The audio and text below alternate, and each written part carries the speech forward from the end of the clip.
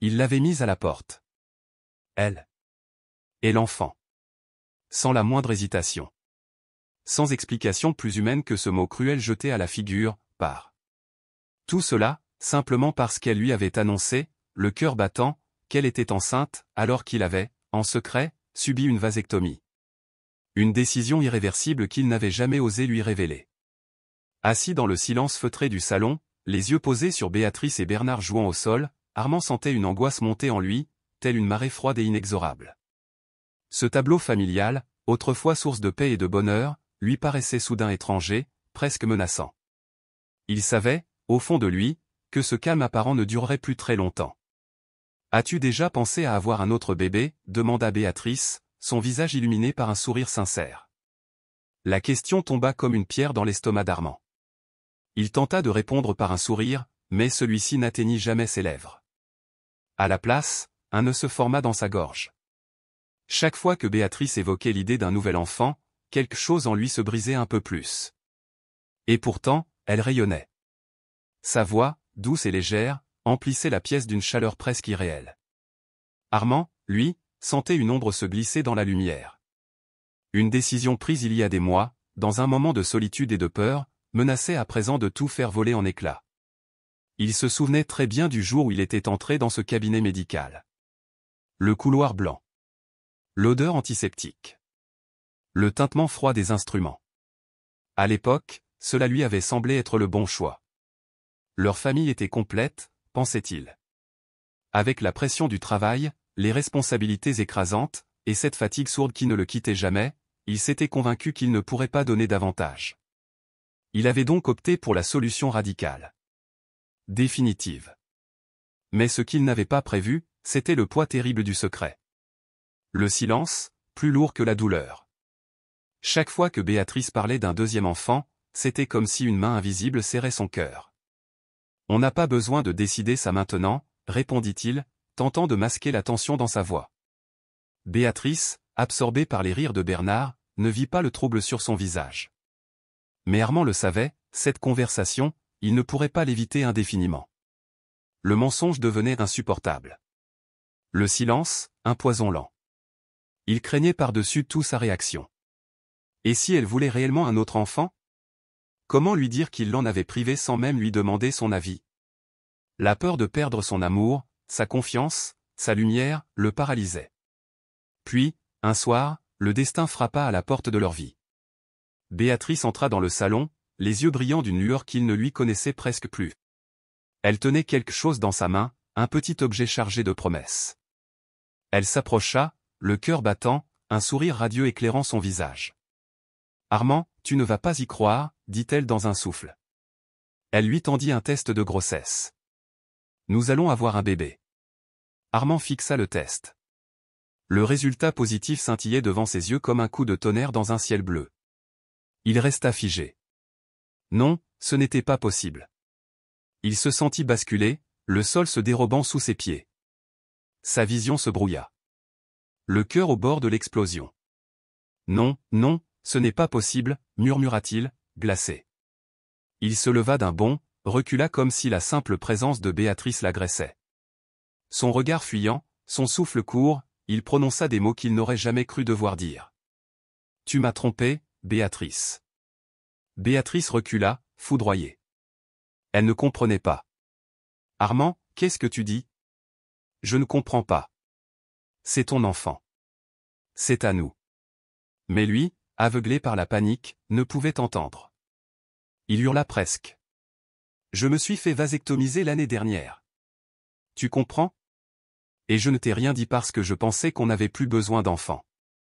Comment peux-tu être enceinte, alors ?» Le visage de Béatrice se décomposa. Ses mains tremblaient. Elle chercha les mots, mais seul un flot de larmes coulait de ses yeux. « Armand, je t'en supplie, je ne t'ai jamais trahi. Je ne te mens pas. Ce bébé est bien de toi. Il n'y a eu personne d'autre, jamais. » Mais Armand n'entendait plus rien. Sa colère se nourrissait de sa peur.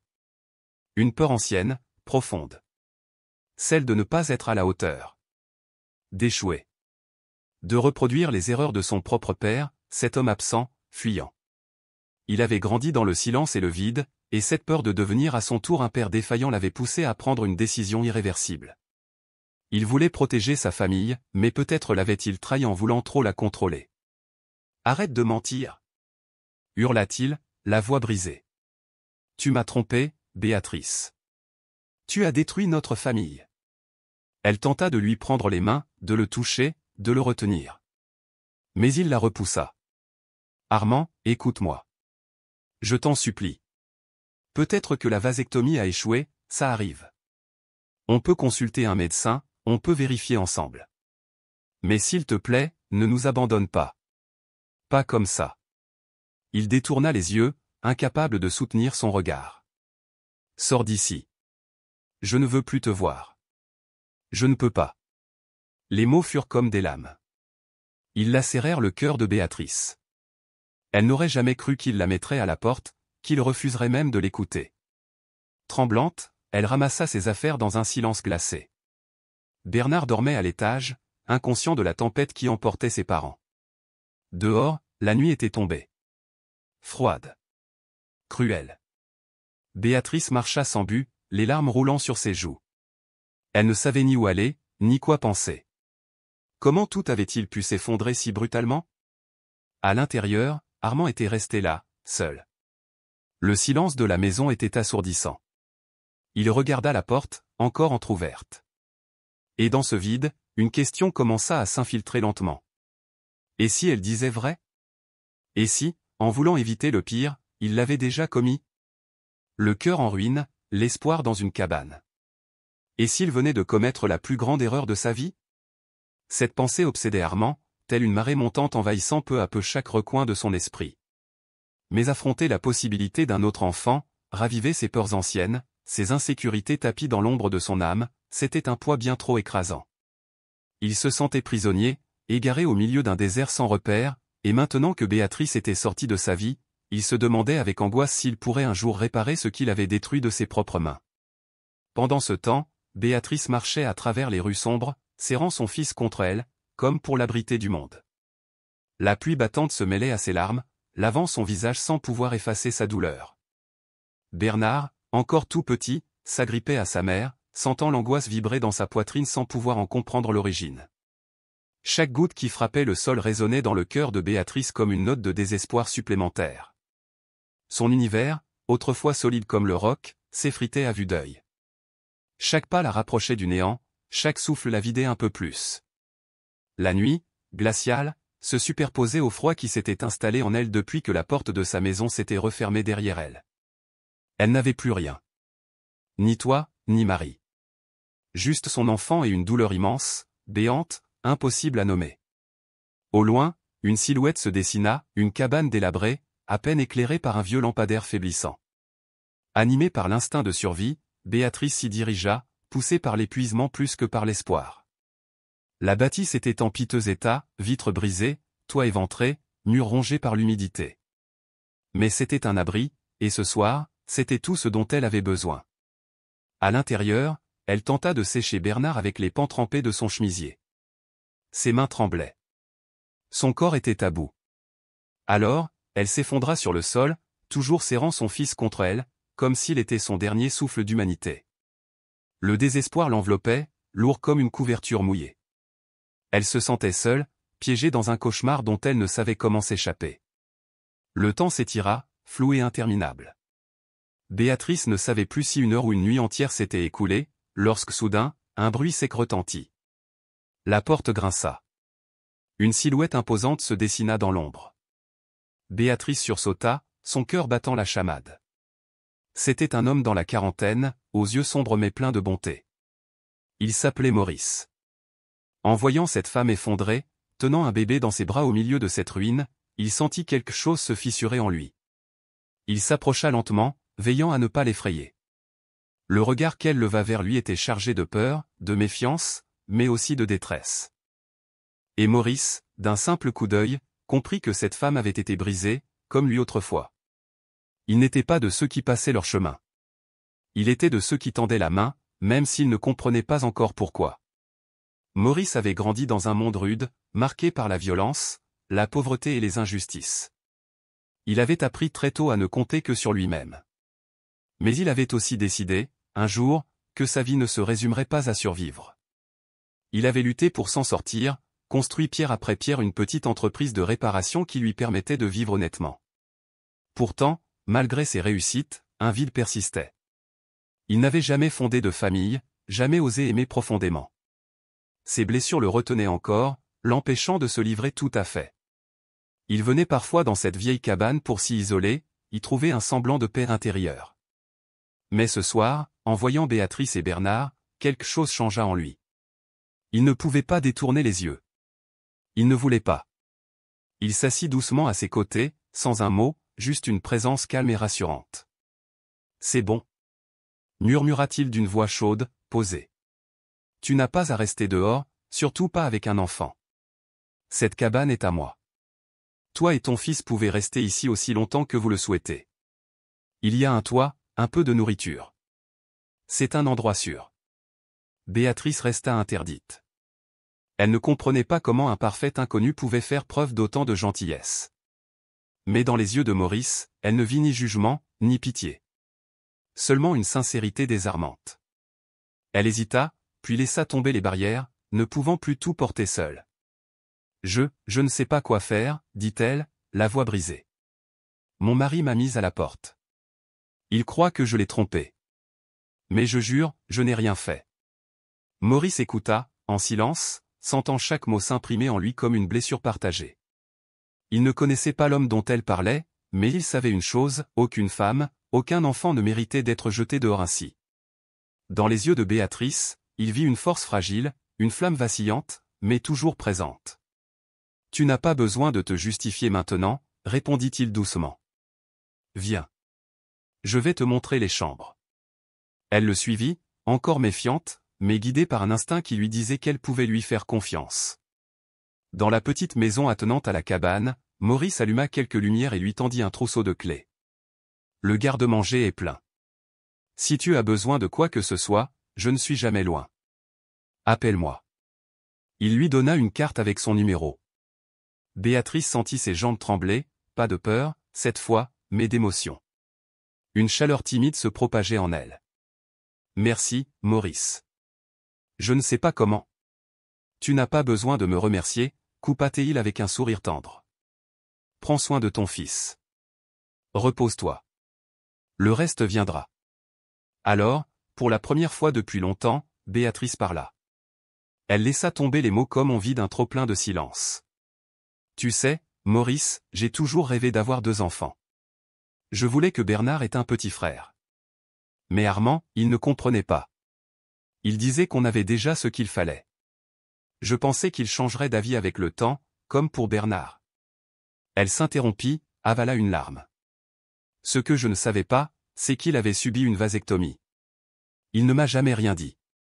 Alors, quand je suis tombée enceinte à nouveau, j'étais nerveuse, bien sûr, mais je croyais qu'il se réjouirait. Au lieu de ça, il m'a accusée. Il a dit que ce n'était pas possible. Que l'enfant n'était pas de lui. Et il m'a jetée dehors. Béatrice baissa les yeux, honteuse de devoir raconter ce qui, en réalité, ne devrait jamais humilier une femme. Je ne l'ai jamais trompé. Je suis certaine que la procédure a échoué, mais il ne m'a pas cru. Maurice sentit sa gorge se nouer. Il était bouleversé. L'injustice, le chagrin, la solitude de Béatrice, tout cela le frappait de plein fouet. Et ce qui le toucha encore plus, c'était qu'au fond, malgré tout, elle aimait encore cet homme. Il posa une main rassurante sur son épaule. « Je te crois, Béatrice. Et si tu as besoin de quelqu'un pour te soutenir, je suis là. Tu n'es plus seule. » Ce soir-là, alors que la pluie cessait peu à peu et que le silence retombait sur la cabane, une paix étrange s'installa. Ce n'était pas la fin du combat, ni la promesse d'un bonheur immédiat. Mais c'était un début. Un souffle nouveau. Une étincelle que même la tempête n'avait pas pu éteindre. Maurice resta un moment figé, absorbé par les remous de ce qu'il venait de vivre. Une certitude douce et tenace s'installait en lui, cette femme et son petit garçon n'étaient pas entrés dans sa vie par hasard. Il le sentait profondément, comme une intuition ancienne qui remuait quelque chose d'oublié au fond de son cœur. En leur tendant la main, peut-être était-ce lui-même qu'il sauvait, peut-être pensait-il les blessures invisibles qui le hantaient depuis des années. Dans la cabane, chaque mouvement de Béatrice avait la délicatesse d'un rite. Elle nettoyait, réorganisait, réparait, comme si redonner vie à cet espace revenait à se réparer elle-même. Cette petite maison délabrée devenait le théâtre silencieux d'une renaissance. À travers le travail, elle libérait peu à peu son esprit des chaînes du passé. Chaque meuble déplacé, chaque recoin illuminé effaçait un peu plus l'image douloureuse d'Armand, ce dernier regard qu'il avait hanté depuis leur séparation brutale. Maurice venait régulièrement, sous prétexte de prendre des nouvelles. En vérité, il venait observer cette transformation qui le bouleversait en silence. Béatrice, brisée quelques semaines auparavant, retrouvait peu à peu sa force. Il admirait son courage discret, sa façon de se relever malgré les larmes, malgré les nuits froides et les souvenirs cruels. Elle reconstruisait quelque chose de solide, d'honnête, et cela l'inspirait. Un jour, alors qu'ils partageaient un café chaud autour d'un feu de bois, Maurice rompit le silence avec une remarque pleine de tendresse. « Tu as un vrai don pour rendre un lieu vivant. Tu fais de cette cabane un vrai refuge. Tu sais, j'ai souvent pensé à en faire une auberge. J'avais même commencé, mais j'ai manqué de temps et de la bonne personne pour y croire avec moi. Qu'en dis-tu » Béatrice resta interdite un instant. L'idée était inattendue, mais pas absurde. Ce lieu avait un charme certain. Et si elle acceptait, cela pourrait être plus qu'un projet professionnel, ce serait un nouveau départ, une manière de tourner la page. C'est une idée magnifique, souffla-t-elle, les yeux brillants d'un espoir nouveau. J'ai toujours aimé recevoir, soigner les détails pour que les gens se sentent chez eux. Et puis, cela pourrait vraiment nous aider à aller de l'avant, Bernard et moi. Maurice vit cette lueur dans ses yeux, cette étincelle qu'il n'avait pas encore vue si vive. Il comprit que le rêve pouvait devenir réalité. Ensemble, ils commencèrent à dresser des plans, à rêver tout haut, des chambres rénovées, une cuisine conviviale, un jardin pour accueillir les hôtes, une ambiance chaleureuse, presque familiale. Ce n'était plus seulement une façon de survivre à l'épreuve, c'était une manière de transformer la douleur en lumière. Les soirées autrefois silencieuses devinrent des nuits pleines de projets, de croquis, de rêves murmurés au coin du feu. Béatrice, galvanisée, imagina chaque détail, les rideaux en lin blanc, l'odeur du pain chaud au petit matin, des livres posés sur une étagère pour les voyageurs solitaires. Maurice, toujours présent, la soutenait avec patience et respect. Il l'écoutait, proposait, encourageait. L'auberge devint peu à peu une ancre. Un symbole de résilience.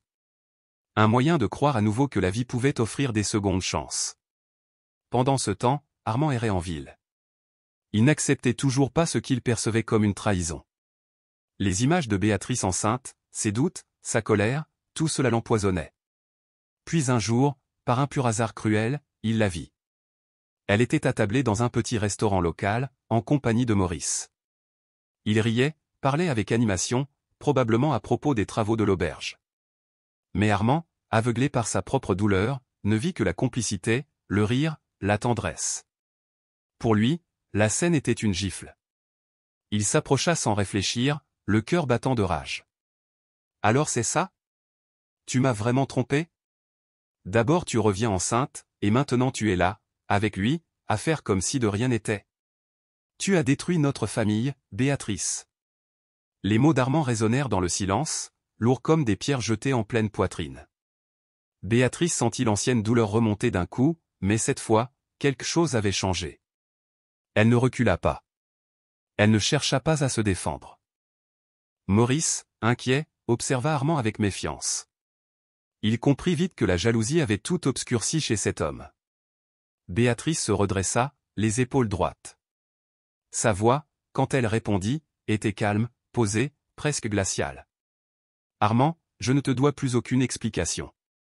Tu m'as rejeté, moi et notre enfant, sans chercher à comprendre. Aujourd'hui, je n'ai plus besoin de me justifier. Tu veux croire ce que tu veux ? Très bien.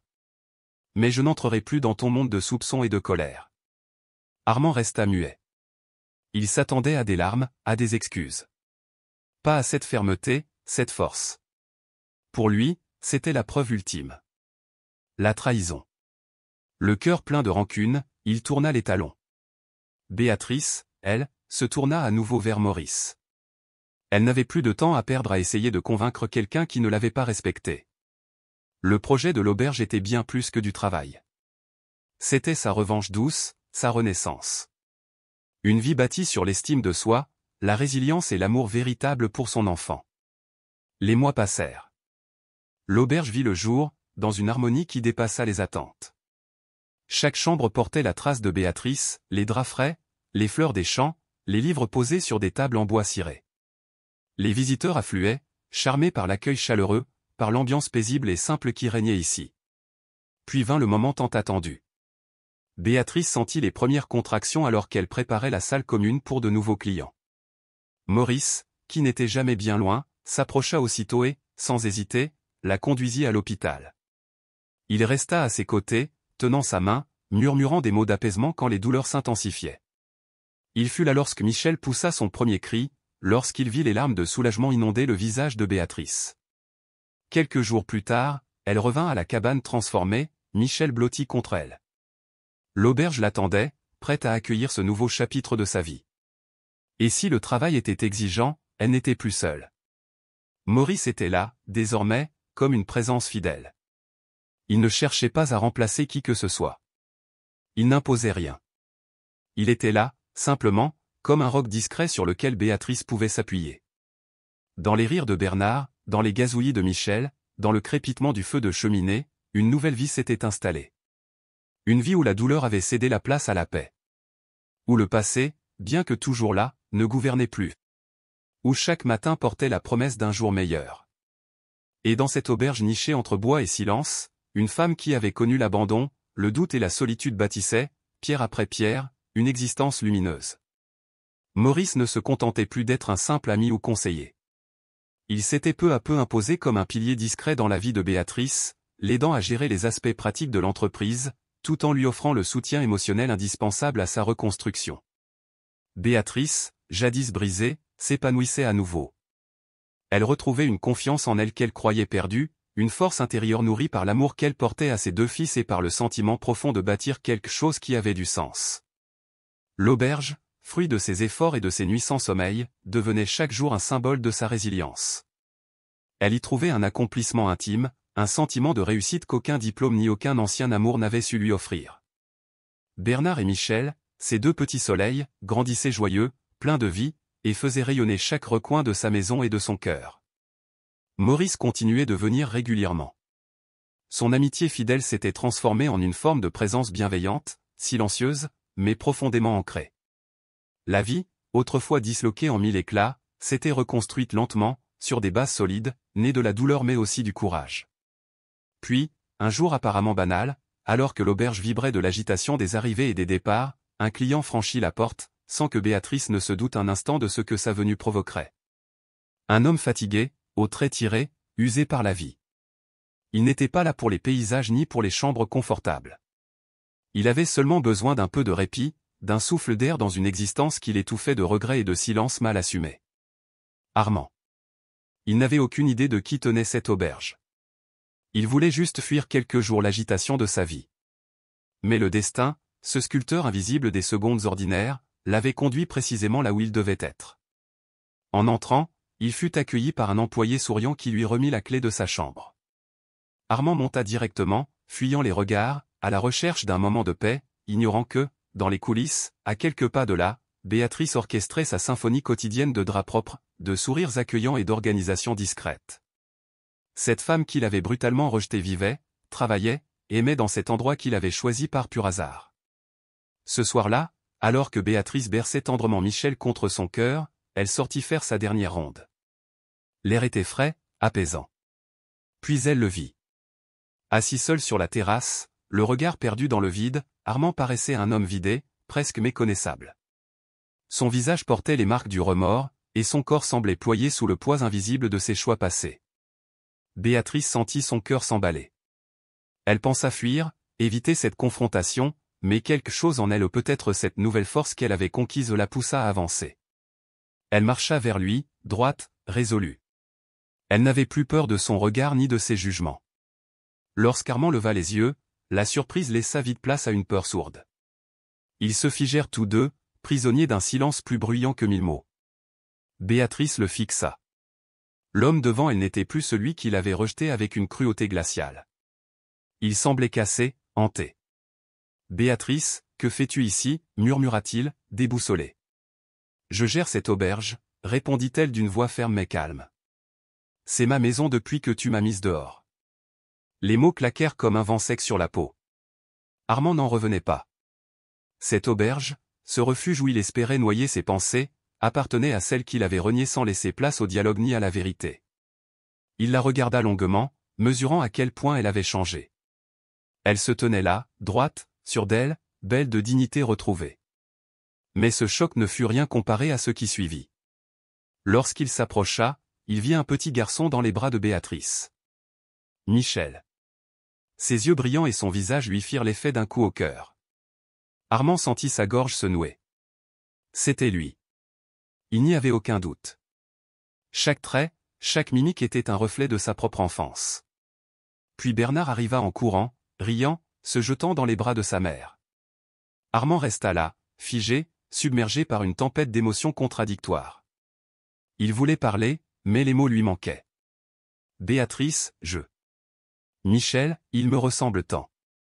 Je ne sais plus quoi penser. Béatrice soupira. Elle connaissait ce moment. Elle l'avait anticipé, redouté, préparé. Je t'ai dit la vérité une fois, Armand. Mais apparemment, cela ne t'a pas suffi. Si tu doutes encore, fais un test ADN. Pas pour moi. Pour toi. Pour Michel. Et une dernière chose, Bernard est ton fils, lui aussi. Et depuis que tu es parti, tu as été absent. Il te cherche. Il te manque.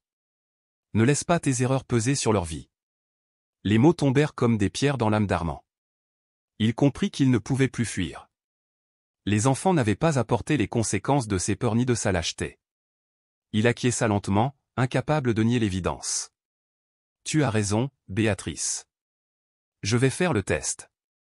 Je ne veux plus que ce doute pèse sur nous. Elle hocha la tête. Elle n'attendait rien de plus de lui. Pas de promesse, pas de miracle. Juste un geste de responsabilité. Elle était prête à tourner la page. Mais son avenir n'était plus suspendu au choix d'Armand. Elle avait sa propre vie, sa propre route. Les jours suivants, Armand fit le test.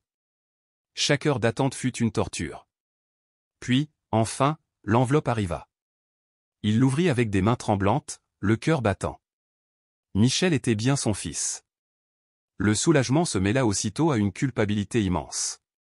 Il avait douté d'une femme qu'il avait aimée, il avait blessé, détruit, fui. Il se rendit à l'auberge, portant cette vérité comme un fardeau et une délivrance à la fois. Dans le jardin, Béatrice arrosait les plantes, Bernard jouait et Michel dormait, paisible. Elle leva les yeux, et sans un mot, comprit. Béatrice, je me suis trompée. Je ne sais pas si un jour je pourrai réparer ça. Mais je suis vraiment désolé. Elle resta silencieuse. Son regard n'était pas dur, mais il était lucide. Armand, ce que nous avons vécu a laissé des cicatrices. Je ne dis pas qu'elles disparaîtront. Mais pour nos enfants, peut-être pouvons-nous essayer. Pas pour redevenir ce que nous étions. Mais pour être des parents dignes d'eux. Il hocha la tête. Un mélange de tristesse et d'espoir s'entremêlait dans son cœur. Il savait que reconstruire la confiance prendrait du temps. Mais il était prêt. Pour eux. Pour elle. Pour se retrouver peut-être, un jour, autrement. Et dans ce petit jardin baigné de lumière, entre les rires d'enfants et les silences pleins de pardon, quelque chose de neuf commença à naître.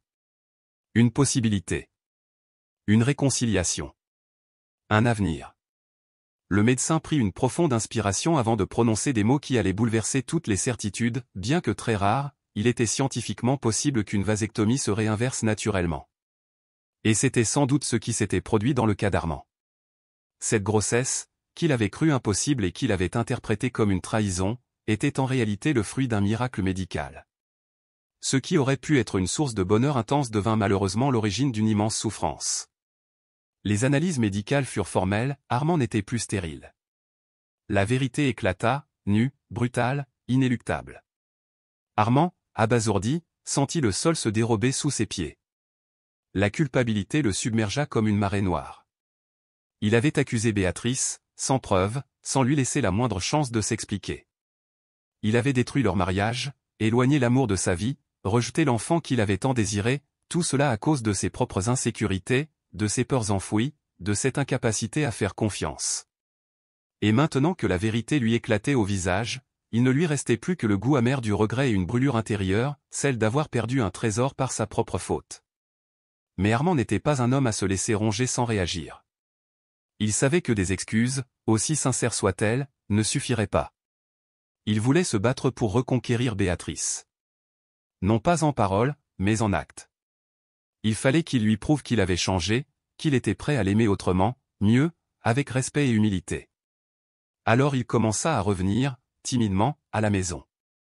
À chaque fois, il essayait d'entamer une conversation, proposer son aide pour des réparations, laisser une peluche pour Bernard ou un livre pour Michel. De petits gestes, porteurs d'un espoir fragile. Mais Béatrice, bien que polie, demeurait distante. Elle n'était ni dure ni cruelle, simplement ferme, en posant des frontières invisibles. Elle n'était pas prête à pardonner. Mais Armand ne se décourageait pas. Il savait qu'il avait causé une blessure profonde, et il était prêt à en porter le poids. Il tenta tout, de l'aide financière pour agrandir la maison à de simples fleurs déposées devant la porte, sans même attendre qu'elle les prenne. Pour chaque geste, il recevait un merci sincère mais distant. Béatrice voyait ses efforts, mais son cœur restait fermé. La blessure était encore à vif, et la confiance brisée ne se recolle pas si facilement. Armand, chaque jour, sentait son espoir s'éroder. Il désirait désespérément revenir en arrière, retrouver ce qu'ils avaient été, mais il commençait à comprendre, dans sa chair, que certaines choses ne reviennent jamais.